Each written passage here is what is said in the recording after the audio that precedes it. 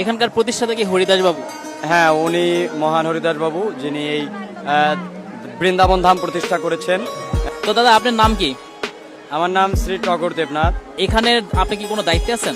হ্যাঁ, আমি ভগবান আদিযোগী শঙ্করের আরাধনা করি এবং ওনার পূজা অর্চনা করি। আর পাশাপাশি আমি এই ভক্তবৃন্দের সেবা করি, এই আর কি। প্রতিদিন কি এইরকম মানে লোকজন আসে? বিশেষ বিশেষ দিনগুলোতে, যেমন শুক্রবার, তারপরে রবিবার, এরকম দিনগুলোতে অনেক ভক্তবৃন্দ আসে। তো আজ তার তুলনামূলকভাবে অনেকটাই বেশি ভক্তবৃন্দরা এসেছে। তো বিশেষ তিথিগুলোতে এর থেকে আরও বেশি ভক্তবৃন্দ হয়, যেমন রাস উৎসব আসে আগামীতে। তো তারপরে আমাদের দুর্গা পূজাতে আমরা দেখছি অনেক ভক্তবৃন্দ এসেছিলেন দূর দূরান্ত থেকে। এখানকার প্রতিষ্ঠাতা কি হরিদাস বাবু?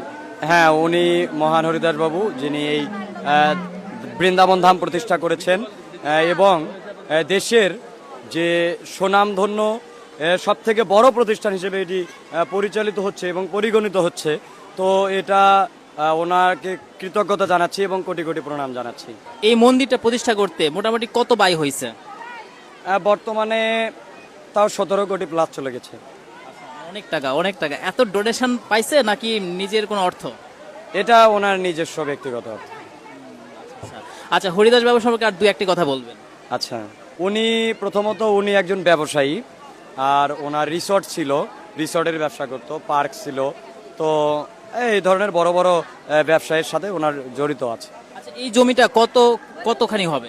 বর্তমানে 2 একরের বেশি আছে।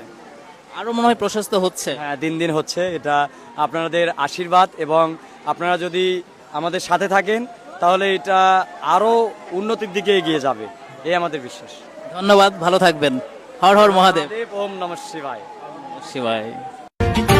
जटाटवी गलज्जल प्रवाह पावितस्थले कलेवलम्ब्य लम्बितां भुजङ्ग पुङ्गमालिका।